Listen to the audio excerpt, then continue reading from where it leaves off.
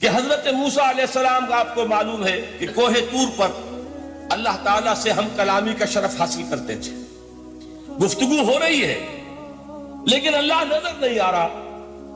اب اس کو اپنے اوپر طاری کیجئے کہ صاف سامنے آتے بھی نہیں، صاف چھپتے بھی نہیں۔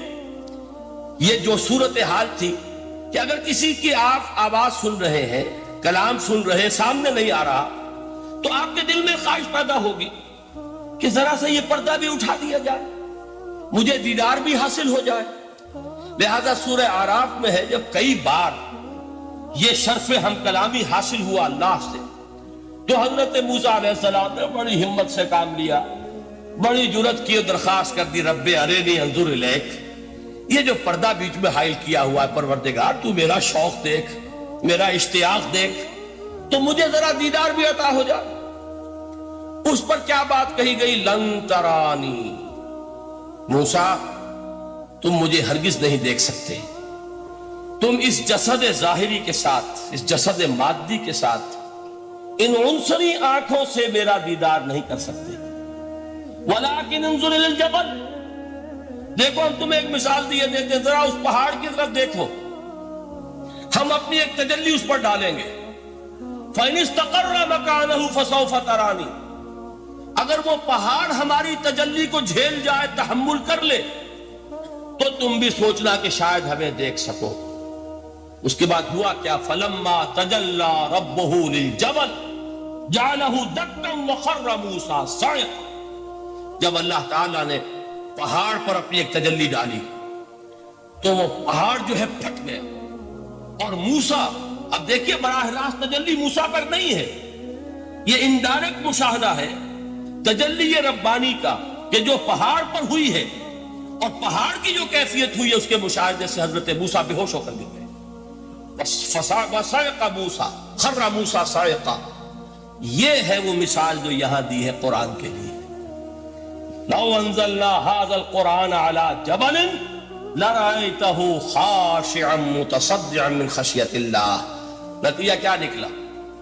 انفر کیجئے، استدلال، استنتاج، نتیجہ یہ نکلا کہ جو تاثیر تجلی ذات ربانی کی ہے وہی تاثیر کلام ربانی کی ہے، صرف یہ ہے کہ ہمیں اس کا شعور نہیں، ہمیں اس کا ادراک نہیں۔ یہ بالکل ذات کی تجلی کی جو تاثیر تھی وہی قرآن خود بیان کر رہا ہے کہ اس کلام ربانی کی بھی۔ اس کو بھی علامہ اقبال نے خوب کہا ہے، فاش گویم آنچ در دل مزمرست، صاف کہہ دیتا ہوں جو کچھ میرے دل میں ہے، این کتابیں نیست چیزیں دیگر است، اسے کتاب نہ سمجھ بیٹھنا قرآن کو، یہ کتاب نہیں ہے، کچھ اور ہے۔ کچھ اور کیا ہے؟ مثل حق پنہاؤ ہم پیداستو، زندہ پائندہ گویاستو، یہ تو جیسے اللہ تعالیٰ کی ذات ہے، مثل حق، ذات حق سبحانہ و تعالیٰ کی طرح یہ زندہ ہے، پائندہ ہے۔ مثل حق، پائندہ گویاستو، یہ جو ہے زندہ ہے، یہ متکلم ہے، کلام نہیں ہے۔ کل صفات ربانیہ جو ہیں ظاہر اور باطن، مثل حق پنہا، ظاہر و پنہا، اور حی و قیوم جیسے اللہ کی ذات ہے، وہی صفات اس کلام کی ہیں۔ اور اس کے بعد وہ شعر آیا تھا جو میں پہلے سنا چکا ہوں، چوں بجاں در رفت جاں دیگر شود، جب یہ قرآن کسی انسان کے اندر سرایت کر جاتا ہے، اس کے دل پر نازل ہوتا ہے۔ دیکھیے یہ الفاظ آپ کو کہیں اور نہیں ملیں گے۔ میرے نزدیک جہاں علامہ اقبال اس دور میں قرآن کی عظمت کا سب سے بڑا ثبوت ہے، وہاں عظمت قرآنی کے سب سے زیادہ واقف اور اس کا سب سے زیادہ شعور رکھنے والے بھی علامہ اقبال۔ یہ الفاظ آپ کو کہیں نہیں مل سکیں گے کہ مثل حق پنہاؤ ہم پیداستو، زندہ و پائندہ گویاستو، چوں بجاں در رفت جاں دیگر شود، جاں چو دیگر شد جہاں دیگر شود۔ جب یہ انسانوں کے اندر سرایت کر جاتا ہے، ان کے اندر ایک انقلاب آ جاتا ہے، اور یہ اندر کا انقلاب ہے جو ایک عالمی انقلاب کا پیش خیمہ بنتا ہے۔ آپ آرڈیننس کے ذریعے سے نمازیں پڑھوائیں گے تو پھر نماز وہی پڑھی جائے گی جو آفس ٹائم میں آئے گی، باقی اور کیوں پڑھیں گے؟ وہ تو آرڈیننس کے ذریعے سے پڑھائی جا رہی ہے نا۔ اس کا حشر تو وہ ہوگا جو ہمارے ہاں دیکھا جا چکا ہے۔ اور اس وقت بھی اس زمانے میں نے یہ سنا ایک جگہ کہ کلاس 4 امپلائیز جو ہیں وہ شروع میں جب آرڈیننس نافذ ہوا تھا ہمارے ہاں تو دفتروں میں بڑا اہتمام ہوا، آفیسرز نے خاص طور پر بڑے اہتمام سے ظہر کی نماز پڑھنی شروع کی۔ لیکن مجھے بتایا گیا کہ کلاس 4 امپلائیز جو ہیں ہمارے، یہ ڈرائیورز ہیں، پینز ہیں، یہ کھڑے ہنستے رہتے ہیں، شریک نہیں ہوتے۔ میں نے ان سے کہا وہ اس لیے کہ انہیں معلوم ہے کہ آپ بھی تو یہی پڑھ رہے ہیں صرف نماز، باقی آپ کے ڈرائیور سے اور آپ کے خانسامہ سے یہ بات چھپی ہوئی نہیں ہے کہ اصل آپ نے بھی نہیں پڑھنی، یہ صرف زور ہے جو آپ پڑھ رہے ہیں۔ تو یہ اصل میں اندر کا انقلاب جب تک نہ آئے، باہر کا ٹھوسا ہوا انقلاب، وہ تو جب پریشر ہٹ جائے گا تبدیلی ختم ہو جائے گا۔ چوں بجا در رفت جہاں دیگر شود، اندر انقلاب آئے، جب اندر تبدیلی ہو جائے گی اب انسان کا پورا وجود بدلے گا، پھر اس کے اندر سے تبدیلی جو ہے وہ ابھرے گی، اسے کسی خارجی دباؤ کی ضرورت نہیں ہوگی۔ جہاں چو دیگر شد جہاں دیگر شود، اور جب انسانی شخصیتوں کے اندر یہ انقلاب اندر سے آتا ہے تو پھر وہ عالمی انقلاب بنتا ہے، جیسے کہ محمد الرسول اللہ کا انقلاب۔ واقعہ یہ ہے کہ اگر جوش کانسپیریسی، عبداللہ ابن سبا کی سازش اگر کامیاب نہ ہو گئی ہوتی اور مسلمانوں کے اندر آپس کا اختلاف اور سرپھٹول نہ ہو جاتا، جو حضرت عثمان کی شہادت، پھر حضرت علی کی شہادت رضی اللہ تعالی عنہما، اور حضرت علی کی دوران خلافت یہ آپس کے جو جنگیں ہوئی، جنگ جمل، جنگ صفین، جنگ نہروان، اگر یہ نہ ہوئی ہوتی تو جس سپیڈ کے ساتھ اور رفتار کے ساتھ انقلاب محمدی کی توسیع ہو رہی تھی علی صاحب الصلاۃ والسلام، کوئی طاقت دنیا میں نہیں تھی۔ اقبال نے اس کا بھی نقشہ کھینچا ہے کہ تھمتا نہ تھا کسی سے سیل رواں ہمارا، وہ سیل رواں تھا، کوئی روکنے والا نہیں تھا۔ انٹرنل سیبوٹاج وہ ہے کہ جس نے اس انقلاب کا راستہ روکا۔ تو واقعہ یہ ہے کہ وہ اندرونی انقلاب حضور نے برپا کیا قرآن کے ذریعے صحابہ میں، اندر سے جو انقلاب تھا اس نے عرب میں ایک انقلاب کی شکل اختیار کی، اور یہ انقلاب جو ہے اتنی اپنے اندر قوت رکھتا تھا، اتنی پوٹینشیلٹی تھی اس کی کہ وہ 20 برس کے اندر کہاں آکسس دریائے جیہوں، کہاں اٹلانٹک، تصور تو کی تاریخ میں اس سے پہلے اتنی بڑی کوئی مملکت قائم ہوئی نہیں، کہاں یمن اور کہاں ایشیا کوچک، ایشیا مائنر ٹرکی، یہاں سے وہاں اور وہاں سے یہاں، اتنی عظیم مملکت حضرت عثمان رضی اللہ تعالیٰ عنہ کے خلافت میں ہو چکی تھی۔ یہ بات اگر یہ چلتا معاملہ آگے تو کوئی قوت اب نہیں رہی تھی۔ سلطنت روما ختم ہو چکی تھی، سلطنت کسرا ختم ہو چکی تھی، بخشتے اڑ گئے تھے، اب کون سی طاقت رہ گئی تھی جو سیلاب کا راستہ روکتی؟ یہ وہ یہودی سازش ہے جس نے اندر سے سیبوٹاج کیا۔ بہرحال یہ ہے انقلاب محمدی کا طریقہ، اندر سے تبدیلی۔ اسی کو علامہ اقبال نے کہا ہے، تیرے ضمیر پہ جب تک نہ ہو نزول کتاب، گرہ کشا ہے نہ راضی نہ صاحب کشاف۔ یہ قرآن اب بھی تم ایسے محسوس کرو کہ جیسے تمہارے دل پر نازل ہو رہا ہے۔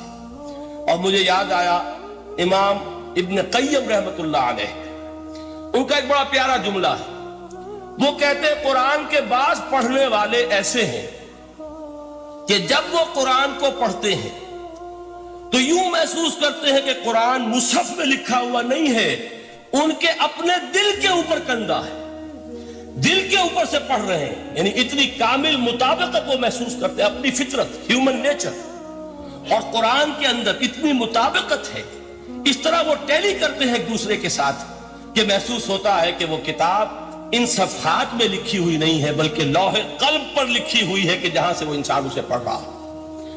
تو پہلی بات تو قرآن مجید کی اس آیت کے حوالے سے اس پہلو سے ہمارے سامنے آئی کہ جو تاثیر ہے ذات ربانی کی تجلی کی، وہی تاثیر ہے اس قرآن مجید کی، بشرطے کہ ہمارے دل جو ہیں وہ کچھ اپنے اندر اس استعداد اور صلاحیت کو پیدا کریں۔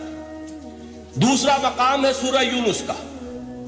اب کسی کلام کی عظمت کا دوسرا پہلو ہو سکتا ہے اس کی افادیت کے اعتبار سے، اس سے فائدہ کیا ہوگا نوع انسانی کے لیے۔ دیکھیے 2 آیات، یہ عظیم خزانے ہیں عظمت قرآن کے۔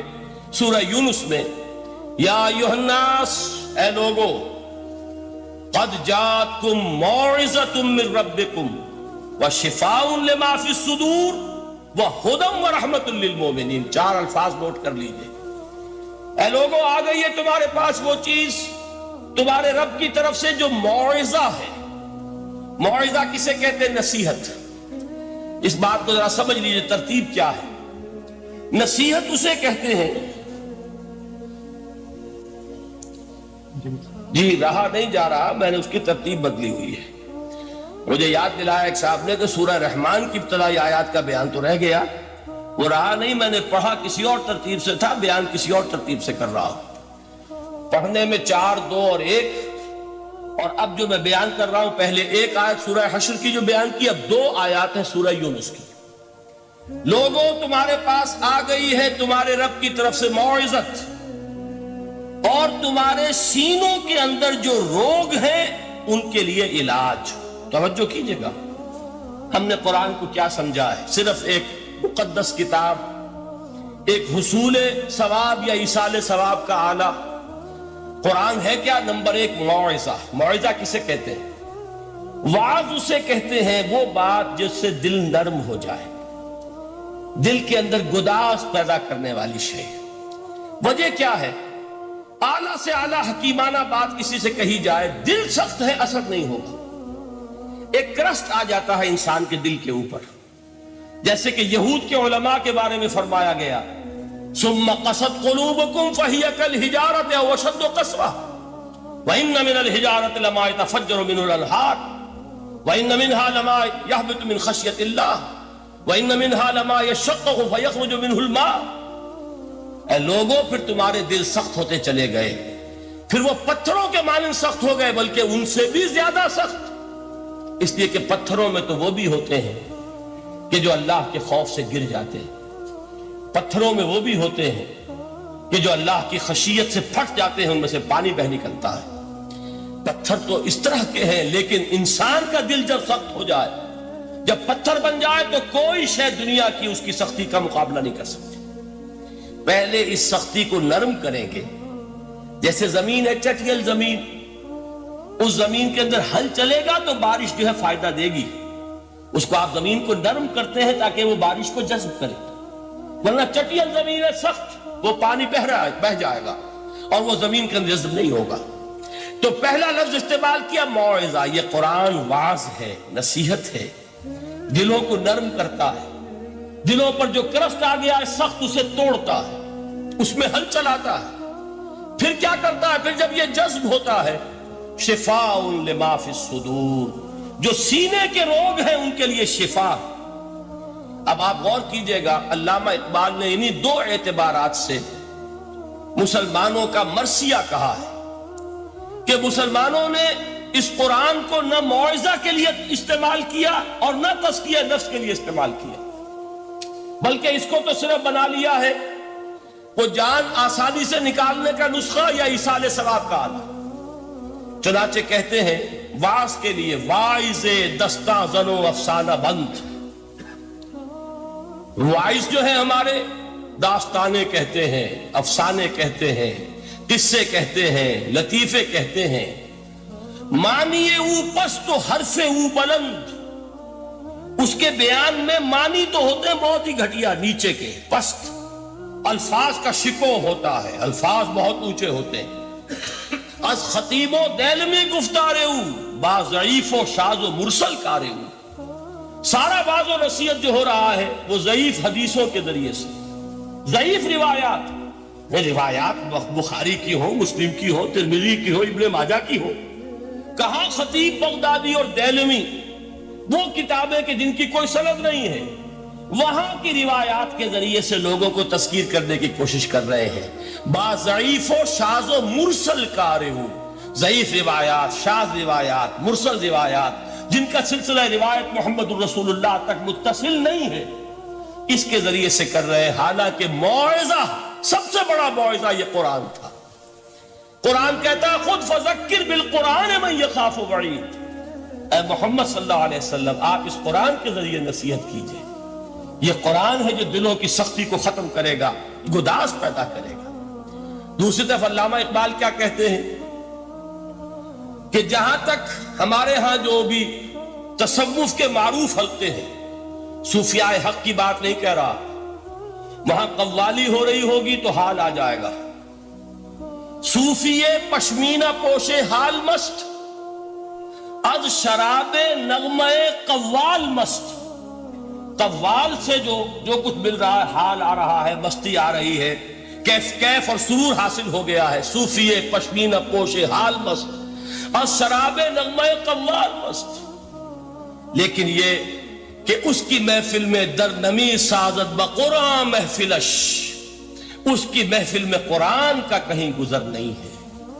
جبکہ محمد رسول اللہ صلی اللہ علیہ وسلم کی بھی ایک محفل ہوتی تھی، محفل سماع. وہ محفل سماع کیا تھی؟ حضور صحابہ سے فرمائش کر کر کے قرآن سنتے تھے. حضرت عبداللہ ابن مسعود رضی اللہ تعالیٰ عنہ کی روایت موجود ہے کہ مجھے ایک مرتبہ حکم دیا حضور نے کہ قرآن سناؤ. میں نے عرض کیا حضور آپ کو سناؤں؟ آپ پر تو نازل ہوا ہے. تو حضور نے فرمایا نہیں، مجھے کسی اور سے سن کر کچھ اور لطف حاصل ہوتا ہے. اب امتثال امر میں حضرت عبداللہ ابن مسعود رضی اللہ تعالیٰ عنہ نے سورہ نساء پڑھنی شروع کی.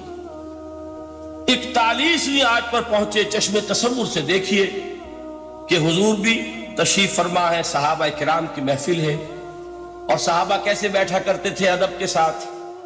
ایک روایت میں الفاظ آئے ایسے بیٹھتے تھے ساکت و صامت ہو کر، بالکل خاموش، سکون، ساکن اور ساکت اور صامت، کہ جیسے ان کے سروں پر پرندے بیٹھے ہیں کہ ذرا جنبش کریں گے تو پرندہ اڑ جائے گا. اس ادب کے ساتھ تو وہ محفل جو ہے حضور صلی اللہ علیہ وسلم کی، اور ایک صحابی حضرت عبداللہ ابن مسعود گردن نیچی کیے ہوئے ہیں اور قرآن پڑھتے چلے جا رہے ہیں. جب اس آیت پر پہنچے فَكَيْفَ إِذَا جِئْنَا مِن كُلِّ أُمَّةٍ بِشَهِيدٍ وَجِئْنَا بِكَ عَلَى هَؤُلَاءِ شَهِيدًا، کیا ہوگا اس دن جس دن کہ ہم ہر امت پر ایک گواہ کھڑا کریں گے، اور اے نبی آپ کو گواہ بنا کر لائیں گے ان کے خلاف. آپ کو یہ ٹیسٹیفائی کرنا ہوگا کہ اللہ تیرا جو کلام میرے پاس آیا تھا میں نے پہنچا دیا تھا، اب ان کی ذمہ داری ہے. they are accountable, they are responsible. اس پر حضور نے فوراً فرمایا حسبک حسبک، بس کرو بس کرو. اور حضرت عبداللہ ابن مسعود فرماتے ہیں کہ میں نے جب نگاہ اٹھا کر دیکھا حضور کے آنکھوں سے آنسو روا تھے. یہ ہے سماع، یہ محفل سماع ہے. کاش کہ اللہ تعالی ہمیں اس کی توفیق عطا فرمائے. یہ ہے مسنون محفل سماع. اس قرآن کے اندر وہ گداز ہے. آیا ہے کہ نہیں ساتویں پارے کے بالکل آغاز میں وَإِذَا سَمِعُوا مَا أُنزِلَ إِلَى الرَّسُولِ تَرَىٰ أَعْيُنَهُمْ تَفِيضُ مِنَ الدَّمْعِ مِمَّا عَرَفُوا مِنَ الْحَقِّ يَقُولُونَ رَبَّنَا آمَنَّا فَاكْتُبْنَا مَعَ الشَّاهِدِينَ. تو یہ ہے دوسری چیز کہ در حقیقت تزکیہ نفس کا ذریعہ یہ قرآن ہے. سینوں میں جو روگ ہیں، حب دنیا، حب مال، حب شہرت، حب اقتدار، جس کو کہ ایڈلر کہتا ہے دی ارج ٹو ڈومینیٹ، میرا غلبہ ہو، میرا تسلط ہو، میں نمایاں ہو جاؤں، میری حکومت بن جائے، اختیار میرے ہاتھ میں آ جائے، دی ارج ٹو ڈومینیٹ. یہ ساری ارجز ہیں ہماری در حقیقت جس سے فساد رونما ہے. یہ حب مال ہے جس کی وجہ سے ہمارے اندر تنافس ہے. الہاکم التکاثر حتی زرتم المقابر. یہ کثرت اور بہتات کی طلب تمہیں غافل کیے رکھتی ہے یہاں تک کہ قبروں تک جا پہنچتے ہو. آنکھ انسان کی کھل نہیں پاتی. جس کے پاس 10 نسلوں کے لیے کھانے کو موجود ہے اس کی بھی حرص جو ہے اور مزید کا لالچ جو ہے وہ ختم نہیں ہوتا. یہ چیزیں ہیں اصل روگ. ان دلوں کے روگوں کا اور سینوں کے اندر کے ان امراض کا علاج قرآن. یا ایھا الناس قد جاءتکم موعظۃ من ربکم وشفاء لما فی الصدور. اب جب یہ دو چیزیں ہو جائیں گی اب تیسرا لفظ ہے ہدن. ہدایت بیکار ہے جب تک دل میں گداز نہ ہو. ہدایت بیکار ہے جب تک کہ نیت درست نہ ہو. کوئی شخص بڑا عالم ہے لیکن اپنے علم کو اس نے ذریعہ بنایا ہے دنیا کمانے کا، تو در حقیقت یہ قرآن اس کے حق میں ہدایت نہیں ہے، اس کے حق میں عذاب خدا بندی کا ذریعہ بن رہا. حضور نے خود فرمایا القرآن حجت لک و علیک. یہ قرآن یا تمہارے حق میں حجت ہے یا تمہارے خلاف حجت بنے گا قرآن کے قیامت کے دن. اس لیے کہ ایک شخص اس کو دنیا کمانے کا ذریعہ بنا رہا ہے، ایک شخص اس کو شہرت کے حصول کا ذریعہ بنا رہا ہے، ایک شخص علم کو ذریعہ بنا رہا ہے دنیا میں نمایاں ہونے کا، اپنی تعریف کا۔ حضور نے فرمایا کہ قیامت کے دن سب سے پہلے 3 افراد کا معاملہ پیش ہوگا عدالت خداوندی میں۔ ایک وہ جو بڑا عالم سمجھا جاتا تھا، اس سے بڑا علم پھیلا۔ دوسرا وہ جو بہت صاحب ثروت تھا، اس نے بہت خیرات کے کاموں میں پیسہ لگایا۔ تیسرا وہ جو دنیا میں شہید سمجھا جاتا تھا کہ اللہ کی راہ میں جنگ کرتے ہوئے جان دے دیا۔ اللہ ان تینوں سے جو اس کو نعمتیں دی تھی ان کا ذکر کر کے پوچھے گا کہ میں نے تمہیں یہ دیا، تمہیں یہ دیا، تمہیں یہ دیا، تم کیا کر کے لائے؟ وہ شہید کہے گا کہ اللہ میں نے تیری راہ میں جنگ کی اور اپنی جان دے دی تاکہ تو راضی ہو جائے۔ اللہ فرمائے گا کذبتا، تو نے جھوٹ بولا، انک قد قاتلت لئن یقال جریء، تو نے تو یہ جنگ اس لیے کی تھی کہ کہا جائے کہ بڑا جری ہے، بڑا بہادر ہے۔ یہ لوگوں سے بہادری کے تمغے لینا تمہارا مقصود تھا۔ وقد قیل، وہ کہا جا چکا ہے، اب یہاں تمہارے لیے کچھ نہیں۔ اور فرشتوں کو حکم ہوگا اور وہ اودے منہ اس کو گھسیٹتے ہوئے جہنم میں جھونک دیں۔ دنیا میں شہید سمجھا جا رہا ہے، آخرت میں جہنمی ہے۔ یہی حال اس عالم کا ہوگا، یہی حال اس دولت مند کا ہوگا۔ تم نے یہ علم پھیلایا تھا کہ تمہارے علم کا چرچا ہو جائے، تمہاری شہرت ہو جائے، لوگ تمہاری دست بوسی کرنے لگے، لوگ تم سے جھک کر ملے۔ وہ دنیا میں ہو گیا، تمہارا مطلوب مل چکا، تمہارا مقصود حاصل ہو چکا، اب یہاں کچھ نہیں۔ تو جان لیجئے کہ جب تک دلوں کے روگ درست نہ ہو، علم بیکار ہے، ہدایت قطعاً غیر مفید ہے۔ پہلے دلوں کا کرشک اترے، اس کی سختی دور ہو، یہ ہے موعظہ۔ دلوں کے اندر سے حب جاہ، حب دنیا، حب مال نکلے، یہ ہے تزکیہ، شفاء لما فی الصدور۔ اب ہدایت خداوندی، اب راستہ آپ دیکھیں گے اور اس راستے پر چلیں گے۔ یہ ہدایت جو ہے دنیا میں، یہی آخرت میں رحمت کی شکل میں ظاہر ہوگی۔ جنہوں نے اس قرآن کی ہدایت سے فائدہ اس دنیا میں اٹھایا، آخرت میں رحمت خداوندی کی بدلیاں ان پر سائے کریں۔ ایک حدیث میں تو باقاعدہ الفاظ آئے ہیں کہ سورہ بقرہ اور سورہ آل عمران یہ 2 بدلیوں کی صورت میں ظاہر ہوں گی میدان حشر میں، اور ان لوگوں پر سایہ کریں گی کہ جن کو ان سے بڑی محبت تھی۔ یہ 4 الفاظ نوٹ کر لیجئے اسی ترتیب کے ساتھ۔ یا ایھا الناس قد جاءتکم موعظۃ من ربکم وشفاء لما فی الصدور وہدی ورحمۃ للمؤمنین قل بفضل اللہ وبرحمتہ۔ اے نبی کہہ دیجئے یہ اللہ کا بڑا فضل ہے، لوگوں سمجھو، اس کی بڑی رحمت کا ظہور ہوا ہے اس قرآن کی شکل میں، اس کی رحمت کا مظہر عتم قرآن ہے، اس کے فضل کا سب سے بڑا ثبوت قرآن ہے۔ فَبِذَلِكَ فَلْيَفْرَحُوا، اس پر انہیں خوشیاں منانی چاہیے۔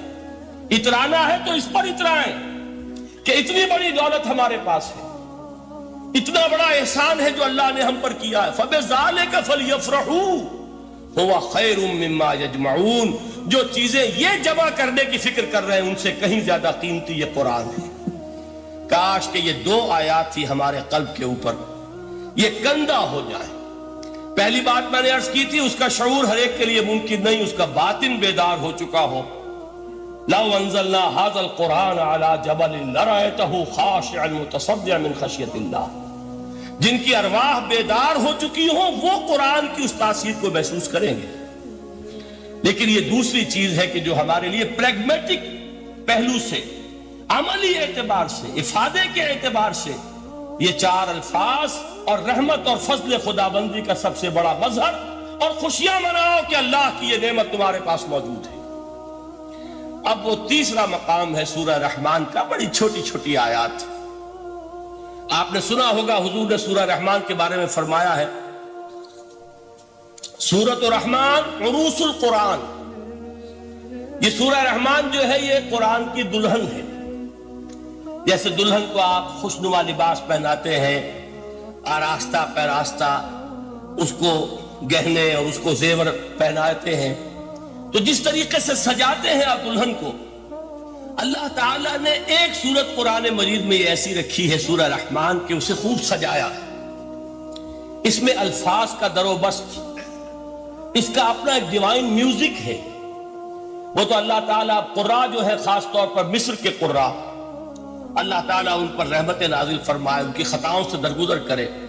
جس طرح قرآن کے انٹرنسک میوزک کو انہوں نے واضح کیا ہے، واقعہ یہ ہے کہ اگر یہ لوگ نہ ہوتے، شیخ عبد الباسط محمد عبد الصمد، شیخ محمود خلیل الحصری، یہ لوگ کہ جنہوں نے قرآن کے اس غنا، میوزک، یہ لفظ جو ہے آپ حیران نہ ہو کہ میں یہ کچھ توہین کر رہا ہوں قرآن کی، حضور نے یہ لفظ استعمال کیا ہے، تغنو، اس قرآن کو اچھی سے اچھی خوشلحانی کے ساتھ پڑھو۔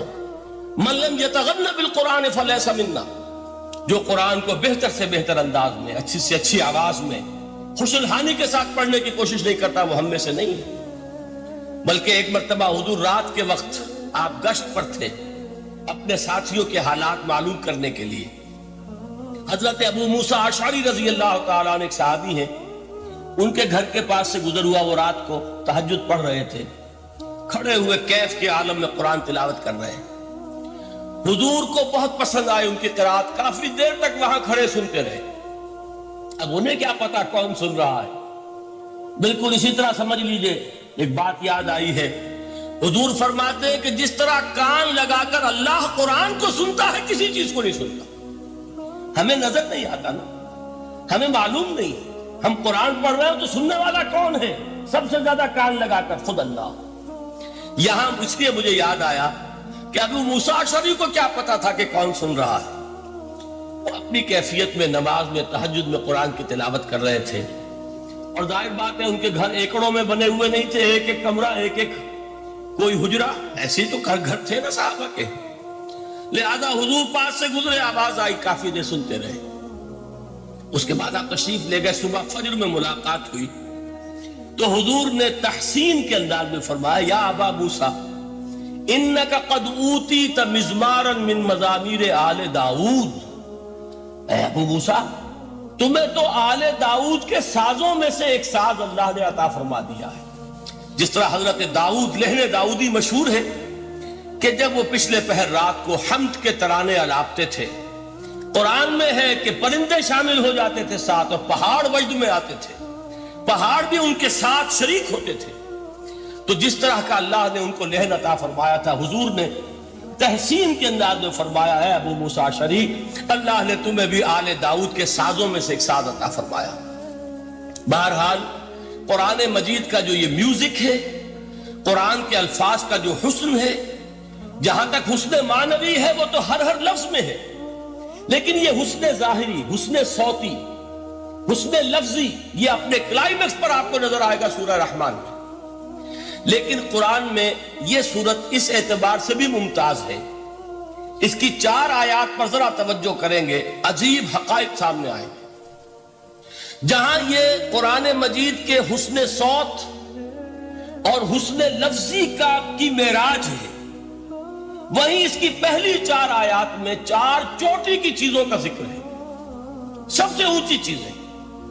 پہلی آیت کیا ہے؟ الرحمن، ایک آیت ہو گئی۔ رحمان کیا ہے؟ اللہ کا نام ہے۔ کبھی آپ نے غور کیا اللہ کے ناموں میں سب سے پیارا نام کون سا ہوگا؟ رحمان۔ کیوں؟ اس کا مادہ کیا ہے؟ رحمت۔ ہمیں سب سے بڑھ کر جس چیز کی ضرورت ہے وہ کیا ہے؟ رحمت خداوندی۔ نام اچھی طرح سن لیجئے اس حضور کی قول کو۔ حضور فرماتے کوئی شخص جنت میں مجرد اپنے عمل کی بنیاد پر داخل نہیں ہو سکے گا جب تک کہ رحمت خداوندی دستگیری نہ کرے۔ کسی صحابی نے بڑی ہمت اور جرأت کا ثبوت دیا کہ پوچھ لیا، کیا حضور آپ بھی؟ جب آپ نے فرمایا کوئی شخص داخل نہیں ہو سکتا جنت میں محض اپنے عمل کی بنیاد پر جب تک کہ رحمت خداوندی جو ہے وہ دستگیری نہ فرمائے۔ پوچھا گیا کیا آپ بھی؟ آپ نے فرمایا ہاں میں بھی۔ آپ اندازہ کیجئے کہ اگر محمد الرسول اللہ بھی رحمت خداوندی کے ضرورت مند ہوں تو تاب دیگرہ چے رسد، ہماری تو سب سے بڑی ضرورت رحمت خداوندی ہے۔ اب یہ رحمت جو ہے قرآن مجید میں اللہ تعالیٰ کی یہ شان 2 الفاظ کے ذریعے سے آتی ہے، رحیم اور رحمان۔ اور کوئی مادہ نہیں ہے جس سے 2 نام بنتے ہوں اللہ کے، لیکن یہ مادہ ہے واحد رحمت کا کہ جس سے رحمان بھی ہے رحیم بھی ہے۔ رحیم صفت مشبہ ہے، رحمت دائم ہو جائے گی، مستقل ہوگی تو رحیم کہیں گے۔ اور رحمان، اس میں رحمت کی ہے وہ شان ہے کہ جیسے ٹھاٹھے مارتا ہوا سمندر ہو، ہیجان کی کیفیت، طوفانی کیفیت، رحمت خداوندی کا طوفانی جوش، وہ ہے رحمان۔ آپ تو رہتے اس علاقے میں ہیں، آپ کو معلوم ہے عرب اگر بھوکا مرا جا رہا ہو تو کیا کہے گا؟ انا جوعان۔ پیاسا مرا جا رہا ہو انا عطشان۔ بہت غضبناک ہوگا غضبان، غضبان آصفہ قرآن میں آیا ہے، بہت غضبناک۔ رحمان، جس کی رحمت جو ہے جوش میں ہے، ٹھاٹھے مارتے ہوئے سمندر کے مانند۔ تو یہ اللہ تعالیٰ کے ناموں میں سب سے پیارا نام۔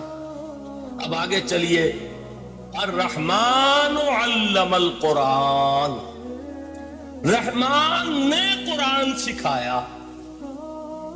رحمت خداوندی کا سب سے بڑا مظہر، رحمان کی رحمانیت کا سب سے بڑا مظہر قرآن ہے۔ ان میں جو منطقی ربط ہے اس کو سمجھتے جائیے۔ اچھا آپ یہ سوچئے، جو علم بھی انسان کو حاصل ہوا وہ کس نے دیا؟ اللہ نے۔ سائنس کا علم کس نے دیا؟ اللہ نے۔ علم آدم الاسماء کلہا، وہ علم الاسماء جو حضرت آدم کو دے دیا گیا تھا ازل میں، یہ اسی کا ظہور ہے، یہ اسی کی ایکسفولیشن ہے جو ہو رہی ہے اور ہوتی رہے گی ابھی۔ اور دوسرے علم ہے وہ کس نے دی؟ اللہ نے دی۔ لا یحیطون بشیء من علمہ الا بما شاء، مخلوق میں سے کوئی اللہ کے علم میں سے کسی شے کا احاطہ نہیں کر سکتا مگر وہ جتنا اللہ دینا چاہے۔ لیکن یہ کہ تمام علوم میں چوٹی کا علم قرآن، نوٹ کرتے جائیے، اب چوٹی کی چیزیں جمع کیجیے۔ اللہ کے ناموں میں چوٹی کا نام رحمان، اللہ نے جو کچھ انسان کو سکھایا اس میں چوٹی کا علم قرآن۔ خلق الانسان، انسان کو پیدا فرمایا۔ سوال یہ کہ حیوانات کو کس نے پیدا فرمایا؟ آسمان کس نے پیدا کیے؟ زمین کس نے پیدا کی؟ فرشتے کس نے پیدا کیے؟ کیا مطلب خلق الانسان؟ اس کی تمام مخلوقات میں اس کا کلائمیکس، اس کی تخلیق کی معراج، اس کے تخلیق کا نقطہ عروج انسان ہے۔ یہ ہے کہ جو مسجود ملائک بنا ہے۔ وَلَقَدْ كَرَّمْنَا بَنِي آدَمَ وَحَمَلْنَاهُمْ فِي الْبَرِّ وَالْبَحْرِ وَرَزَقْنَاهُمْ مِنَ الطَّيِّبَاتِ وَفَضَّلْنَاهُمْ عَلَى كَثِيرٍ مِّمَّنْ خَلَقْنَا تَفْضِيلًا۔ تو تخلیق میں سب سے اونچی تخلیق انسان کی، علموں میں سب سے اونچا علم قرآن کا، اللہ کے ناموں میں سب سے اونچا نام رحمان۔ اب آئیے چوتھی چیز، علمہ البیان، انسان کو بیان کی صلاحیت عطا فرمائی۔ کیا اور کوئی صلاحیت عطا نہیں کی؟ بینائی کس نے دی؟ اللہ نے۔ اسی طریقے سے سماعت کس نے عطا فرمائی؟ اللہ نے۔ کتنی فیکلٹیز ہیں، کتنے ایکسٹرنل آرگنز ہیں سینس کے، کتنے انٹرنل سینسز ہیں جو اللہ نے دیے ہیں۔ لیکن یہاں بھی سمجھ لیجئے، جتنی فیکلٹیز ہیں ہیومن فیکلٹیز، ان میں ٹاپ کی فیکلٹی جو ہے وہ اسپیچ ہے، کلام ہے، بیان ہے۔ جن لوگوں نے میڈیکل سائنس کا مطالعہ کیا ہے وہ جانتے ہیں کہ یہ برین ہے، ہیومن برین، اس برین میں جو وہ اوپر ایک زرد سا مادہ ہوتا ہے، گرے میٹر، اس کی ایک کوٹنگ ہوتی ہے، یہ ہائیسٹ ایوالوڈ فارم ہے، اور اس میں سب سے بڑا رقبہ جو ہے وہ اسپیچ سینٹر کہلاتا ہے۔ اسی لیے انسان کو حیوان ناطق کہتے ہیں۔ حیوان کے اور انسان کے مابین امتیاز قائم کیا گیا، نطق، گویائی، بولنا۔ اب یہ کیا چیز ہوئی؟ انسان کی صلاحیتوں میں سے سب سے اونچی صلاحیت، 4 آیتیں ہو گئی نا۔ اللہ کے ناموں میں سب سے چوٹی کا نام رحمان، اس نے جو علوم پیدا کیے ان میں چوٹی کا علم قرآن، اس نے جو مخلوقات پیدا فرمائے ان میں چوٹی کی مخلوق انسان، انسان کو جو صلاحیت اور استعدادات عطا فرمائی ان میں چوٹی کی استعداد بیان۔ جمع کیجئے، نتیجہ کیا نکلے گا؟ وہ نتیجہ ایک حدیث نبوی کی شکل میں سامنے آتا ہے۔ پہلی حدیث میں نے یہی پڑھی تھی، اس کے راوی کون ہے؟ عثمان ابن عفان۔ میں حیران ہوتا ہوں، وہ قافیہ یہاں بھی موجود ہے، رحمان قرآن، بیان انسان، عثمان عفان، باپ کا نام بھی اسی وزن پر ہے، عثمان ابن عفان۔ عن عثمان ابن عفان رضی اللہ تعالی عنہ قال قال رسول اللہ صلی اللہ علیہ وسلم، حضرت عثمان شہید مظلوم ذو النورین رضی اللہ تعالی عنہ فرماتے ہیں کہ اللہ کے رسول صلی اللہ علیہ وسلم نے فرمایا، خیرکم من تعلم القرآن وعلمہ، تم میں سے بہترین لوگ وہ ہیں جو قرآن سیکھیں اور سکھائیں۔ قوت بیان جو تمہاری ٹاپ فیکلٹی ہے، اس کا استعمال کسی گھٹیا کام کے لیے نہیں ہونا چاہیے۔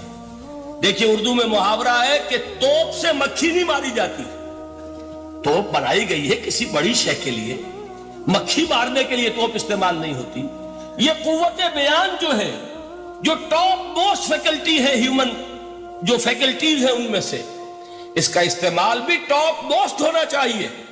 قرآن کو بیان کرو، وہ جیسے کہ علامہ اقبال نے کہا ہے، بلکہ غالباً ان کے قبر پر آس پاس جو اشعار لکھے ہوئے ان میں سے ایک یہ بھی ہے، اگر یک قطرہ خونداری اگر مشتے پرے داری، بیابامن تو آموزم طریق شاہ بازی را، اگر تمہارے اندر ایک قطرہ بھی خون کا ہے اور مٹھی بھر بھی پر اگر اللہ نے دیے ہیں تو میرے پاس آؤ کہ میں تمہیں شاہبازی کے طریقے سکھاؤں۔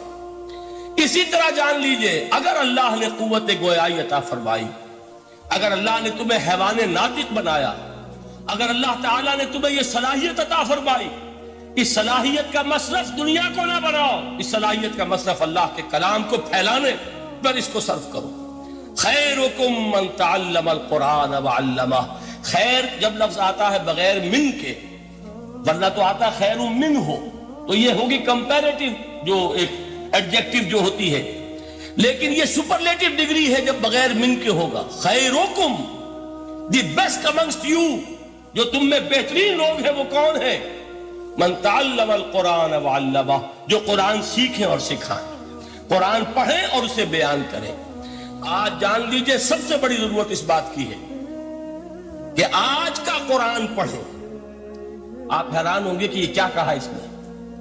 دیکھیے قرآن اترا ہے 1400 برس پہلے، لیکن تا قیام قیامت نوع انسانی کو جتنے مسائل درپیش ہوں گے ان سب کا حل اس میں ہے، البتہ کھودنا پڑے گا، گہرائی میں اترنا ہوگا۔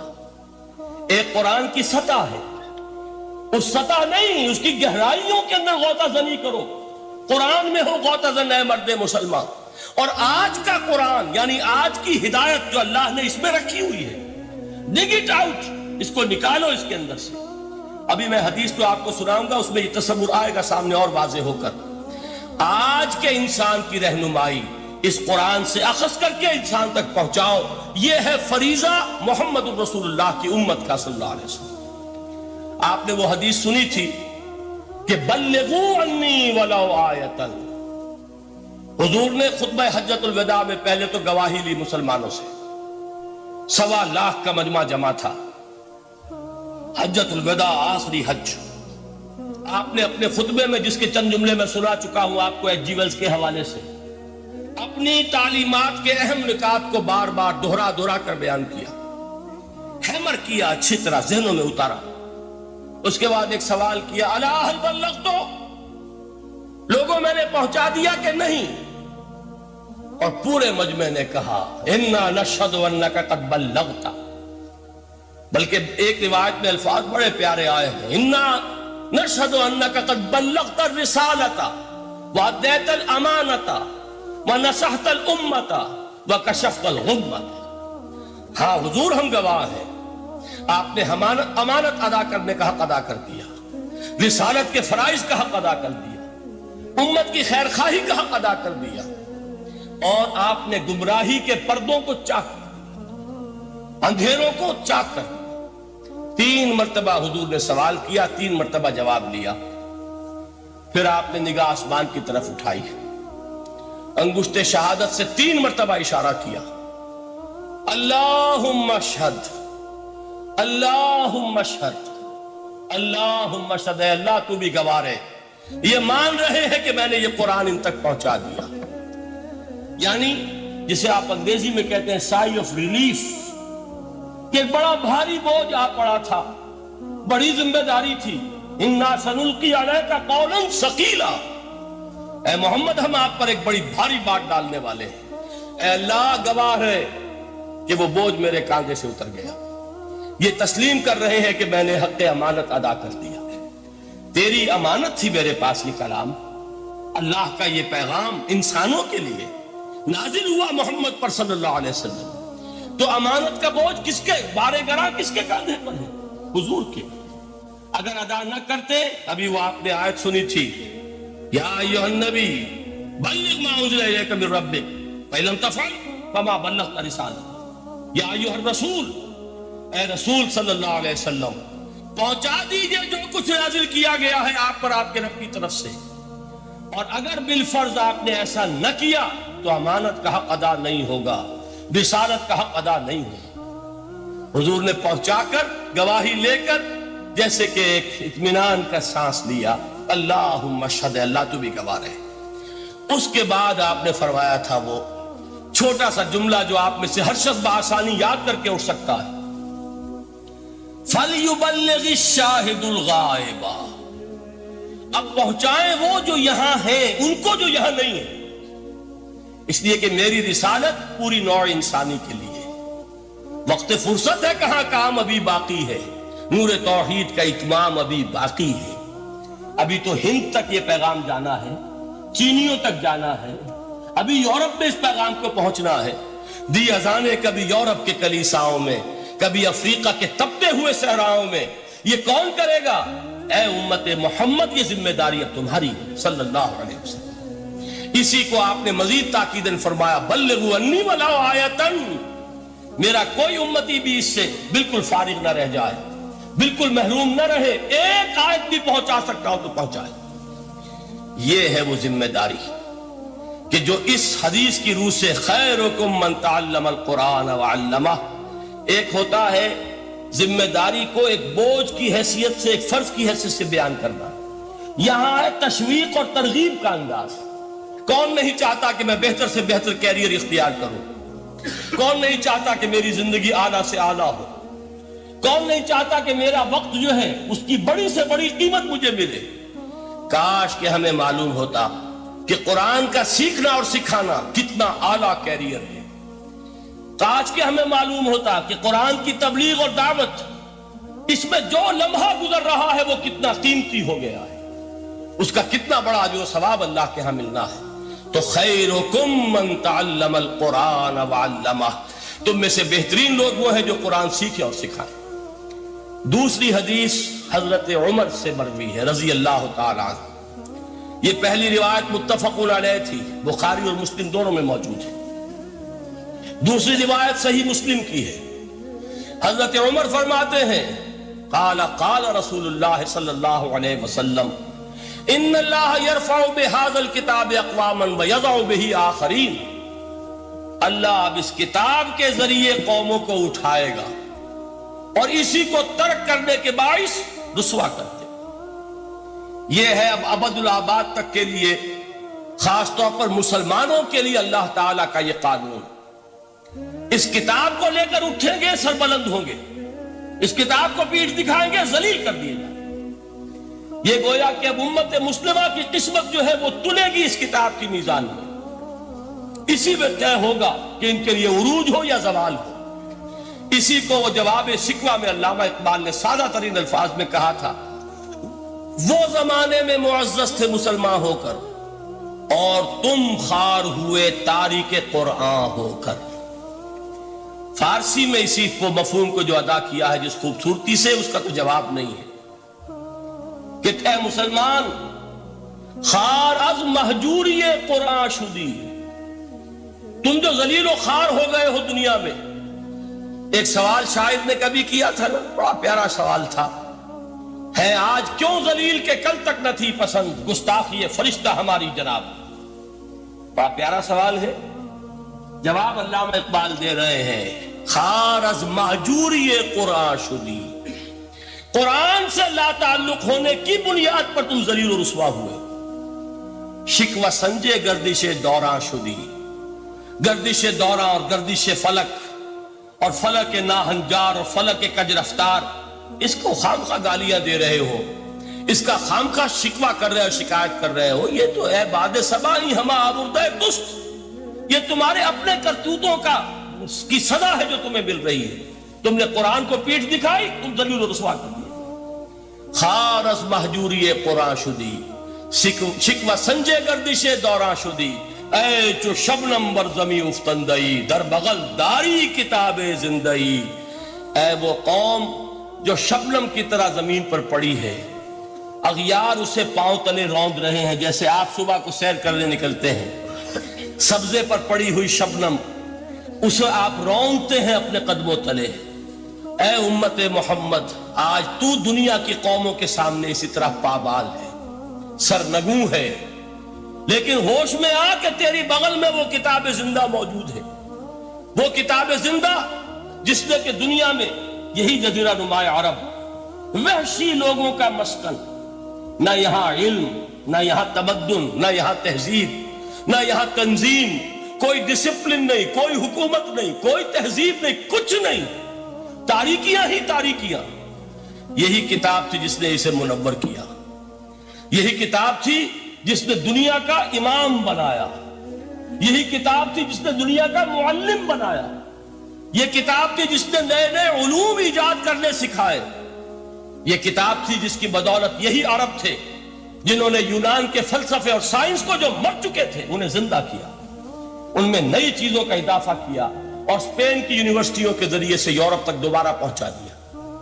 یہ وہ کتاب ہے، در بغل داری کتاب زندگی۔ اقبال نے کیسے کیسے شکوے کہے ہیں، اسی قرآن میں ہے اب تر کے جہاں کی تعلیم، جس نے مومن کو بنایا مہو پرمی کا امیر۔ اس قرآن کو لے کر مسلمان نکلا ہے، ایک ہاتھ میں قرآن، ایک میں تلوار۔ برا نہ مانیے قرآن تلوار کا نام بھی آپ اپولوجیٹک انداز میں نہ لیا کریں۔ انقلاب کی تکمیل تلوار سے ہوتی ہے، انقلاب کی تمہید کسی کتاب سے ہوتی ہے، اچھی طرح جان لیں۔ کبھی انقلاب صرف کتاب سے نہیں آیا، کتاب سے ذہن بدلتے ہیں، کتاب سے فکر بدلتی ہے، کتاب سے سوچ بدلتی ہے، کتاب سے ایک جماعت تیار ہوتی ہے، ایک قوت تیار ہوتی ہے۔ وہ 313 جو میدان بدر میں تھے وہ قرآن کا اعجاز کا ظہور تھے، لیکن ان کے ہاتھوں میں تلوار آئی ہے۔ ہم اسے ڈینائی نہیں کریں گے کہ در حقیقت انقلاب محمدی کی تکمیل میں یقیناً تلوار کا حصہ، لیکن یہ تلوار ہاتھ میں لینے والے آتے کہاں سے اگر قرآن کے ذریعے سے محمد الرسول اللہ نے وہ جماعت تیار نہ کی ہوتی، وہ کام کیا ہے۔ یتلو علیہم آیاتہ ویزکیہم ویعلمہم الکتاب والحکمہ، وہ سارا عمل قرآن کے گرد گھوم رہا ہے جس سے وہ جماعت تیار ہوئی۔ اور پھر اقبال نے اس کو بھی 2 جملوں کے اندر ادا کر دیا، ایک شعر کے 2 مصرے، با نشہ درویشی در ساز و دمادم زن، جو پختہ شوی خدرا بر سلطنت جم زن۔ پہلے ہے وہ نشہ درویشی، وہ فقر، وہ صحابہ کرام کے وہ راتوں کو اللہ کے سامنے کھڑے رہنا، وہ تزکیہ نفس، وہ موعظہ قرآنی، وہ تزکیہ جو قرآن کے ذریعے سے ہو رہا تھا 13 برس تک ہوا۔ اب جب ایک جماعت تیار ہو گئی، ایک قوت وجود میں آئی، تو اب اس قوت کو محمد رسول اللہ نے باطل کے نظام پر دے مارا، ٹکرایا۔ بانشہ درویشی در ساز و دمادم زن، چون پختہ شوی خدرا بر سلطنت جم زن۔ تبھی وہ انقلاب آیا، جاء الحق وزہق الباطل ان الباطل کان زہوقا۔ تو اللہ تعالیٰ اس کتاب کو اب میزان بنا چکے ہیں۔ وَبِالْحَقِّ أَنزَلْنَاهُ وَبِالْحَقِّ نَزَلَ، یہ قرآن حق کے ساتھ نازل ہوا ہے، فیصلہ کن کتاب ہے۔ إِنَّهُ لَقَوْلٌ فَصْلٌ وَمَا هُوَ بِالْحَزْلِ، یہ قول فصل ہے، حزل نہیں ہے، کسی شاعر کی شاعری نہیں ہے کہ آپ نے تحسین کی تو کیا اور نہ کی تو کیا۔ یہ کتاب وہ ہے کہ اگر مانو گے تو مہو پرویں کا امیر بنو گے، اور اگر اس کو پیٹھ دکھائے رکھو گے جیسے دکھائی تم نے تو ذلیل کر دیے جاؤ گے، رسوا کر دیے جاؤ گے، جیسے کہ آج کم سے کم 300 برس سے پوری دنیا میں مسلمان ذلیل اور خار۔ خار از محجوری قرآن شدی، شکوہ سنجے گردش دورہ شدی، اے چو شبنم بر زمیں افتندئی، در بغل داری کتاب زندئی۔ ان اللہ یرفع بہذا الکتاب اقواما ویضع بہ آخرین، رواہ مسلم۔ آخری حدیث جس پر کہ میں اپنی گفتگو ختم کر دوں گا، یہ حضرت علی سے ہے رضی اللہ تعالی عنہ۔ دیکھیے، ایک حدیث حضرت عثمان سے، ایک حضرت عمر سے، ایک حضرت علی سے۔ یہ سب کون ہیں؟ یہ سب ہمارے ہیں۔ یہ محمد الرسول اللہ صلی اللہ علیہ وسلم کی تربیت کا شاہکار۔ حضرت ابو بکر رضی اللہ تعالیٰ عنہ سے بھی ایک حدیث مروی ہے، لیکن اس کا متن مجھے یاد نہیں تھا۔ مفہوم اس کا یہ ہے کہ جس شخص کو اللہ نے قرآن جیسی دولت دی ہو اور پھر بھی کبھی اس کے دل میں یہ خیال آئے کہ اللہ نے اپنے کسی اور بندے کو کوئی زیادہ بڑی نعمت دی ہے، اس نے قرآن کی ناقدری کی۔ کسی ملینئر کو دیکھ کر اور بلینئر کو دیکھ کر، کسی کا بہت بڑا محل دیکھ کر اگر تمہارے دل میں یہ خیال آیا کہ یہ دولت بڑی ہے اس دولت سے جو تمہارے پاس ہے قرآن کی، تو تم قرآن کی قدر و قیمت سے واقف نہیں۔ تمہیں معلوم کیا کہ یہ کتنی بڑی دولت ہے۔ یہ در حقیقت شرح ہے انہی الفاظ قرآنی کی کہ فَبِذَلِكَ فَلْيَفْرَحُوا هُوَ خَيْرٌ مِّمَّا يَجْمَعُونَ۔ جو کچھ دنیا جمع کرتی ہے، جن کو قیمتی اشیاء سمجھ کر لوگ جمع کرتے ہیں، ان سے کہیں بڑھ کر قیمتی یہ قرآن ہے۔ تو حضرت ابو بکر سے یہ مروی، حضرت عمر سے ان اللہ یرفع بہذا الکتاب اقواما ویضع بہ آخرین، حضرت عثمان سے خیرکم من تعلم القرآن وعلمہ۔ اب آئی حضرت علی، سیدنا علی رضی اللہ تعالی عنہ۔ وہ حدیث طویل ترین ہے جو مدح قرآن میں محمد الرسول اللہ سے مروی ہے صلی اللہ علیہ وسلم۔ پوری حدیث مجھے یاد بھی نہیں ہے اور اس کا وقت بھی نہیں ہے، لیکن بڑی پیاری حدیث ہے اس اعتبار سے۔ آغاز کیسے ہوا؟ حضرت علی فرماتے ہیں قال رسول اللہ صلی اللہ علیہ وسلم انہا ستکون فتنۃ، ان قریب ایک بہت بڑا فتنہ رونما ہوگا۔ حضور نے خبر دی فتنے کی۔ حضرت علی فرماتے اس پر میں نے عرض کیا، قلتو، میں نے عرض کیا، من مخرج منہا یا رسول اللہ، اے اللہ کے رسول اس سے نکلنے کا راستہ کون سا ہوگا؟ دیکھیے یہ لکھا ہوا ایگزٹ، نکلنے کا راستہ۔ اور عام طور پر آپ نے دیکھا ہوگا بڑے ہالز میں یہ سرخ روشنی ہوتی ہے، اس میں اس کا اہتمام کیا جاتا ہے کہ اگر خدا نہ خواستہ کوئی حادثہ ہو جائے لوگوں کو معلوم ہو نکلنے کا راستہ کون سا، یہ مخرج ہے۔ حضور نے خبر دی کہ فتنہ ہوگا۔ تو دیکھیے میں ایک بات عرض کیا کرتا ہوں، ذرا توجہ کیجئے۔ ہمارا حال کیا ہے؟ ہم بڑے ریشنلسٹ قسم کے لوگ ہیں، یہ زمانہ ریشنلزم کا ہے۔ اگر ہم ہوتے تو کیا پوچھتے؟ وہ فتنہ کیا ہوگا، کیوں ہوگا، کہاں سے آئے گا؟ ہمارے سوال یہ ہوتے، کب آئے گا، کیوں، کہاں، کب، کیسے؟ ان سب کی حیثیت علمی سوالات کی ہے۔ بھائی کب آئے گا ایک علم ہے، کیسے آئے گا علم ہے، کہاں سے آئے گا علم ہے، لیکن اصل جو عملی اعتبار سے اہمیت والی شے ہے، بچاؤ کا راستہ کون سا ہوگا محمد الرسول اللہ، یہ بتائیے ہم۔ مل مخرج منہا یا رسول اللہ، حضرت علی نے یہ نہیں پوچھا فتنہ کیا ہوگا، کہاں سے آئے گا حضور، کیوں آ جائے گا، کب آ جائے گا، نہیں، مل مخرج منہا یا رسول اللہ، اے اللہ کے رسول یہ بتائیے کہ جب وہ فتنہ رونما ہوگا تو نکلنے کا راستہ کون سا؟ اس کا جواب ہے، ارشاد فرمایا محمد رسول اللہ نے، کتاب اللہ، اللہ کی کتاب ہے وہ مخرج، یہ کتاب ہے کہ جس کو تھامو گے تو فتنوں سے محفوظ رہو گے۔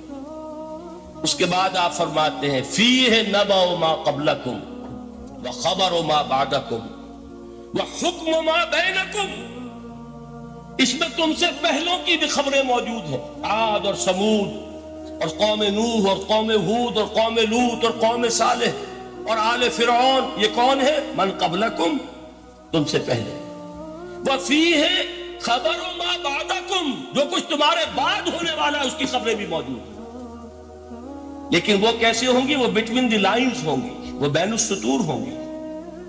ان کے لیے انسان کو، آپ کو معلوم ہے ایک عبارت میں سطور ہوتی ہے اور ایک درمیان میں ہوتا ہے، ان کے کچھ لکھا ہوا نہیں ہوتا۔ You have to read between the lines. قرآن میں بعد میں آنے والے حالات بھی درج ہیں، لیکن اس طرح نہیں جیسے کہ پچھلے حالات درج ہیں۔ اس کے لیے ذرا ان ڈیپتھ پونڈرنگ اوور، غور و فکر اور تدبر کی ضرورت ہوگی۔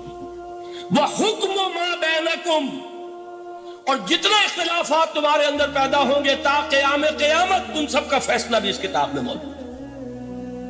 وَهُوَ حَبْلُ اللَّهِ الْمَتِينُ وَهُوَ الذِّكْرُ الْحَكِيمُ، یہی تو ہے وَهُوَ الصِّرَاطُ الْمُسْتَقِيمُ، سیدھا راستہ اور کون سا؟ یہ قرآن تو ہے۔ ہر رکعت میں کہتے ہو اہدنا الصراط المستقیم، اور قرآن دیا ہوا ہے اس پر غور نہیں کرتے۔ عجیب تماشا ہے ہمارا، نماز کی ہر رکعت میں اہدنا الصراط المستقیم، اور حضور فرمایا وَهُوَ الصراط المستقیم، صراط مستقیم یہ قرآن ہی تو ہے، الذکر الحکیم یہ قرآن ہی تو ہے، وَهُوَ حَبْلُ اللَّهِ الْمَتِينُ، اور یہی ہے اللہ کی مضبوط رسی۔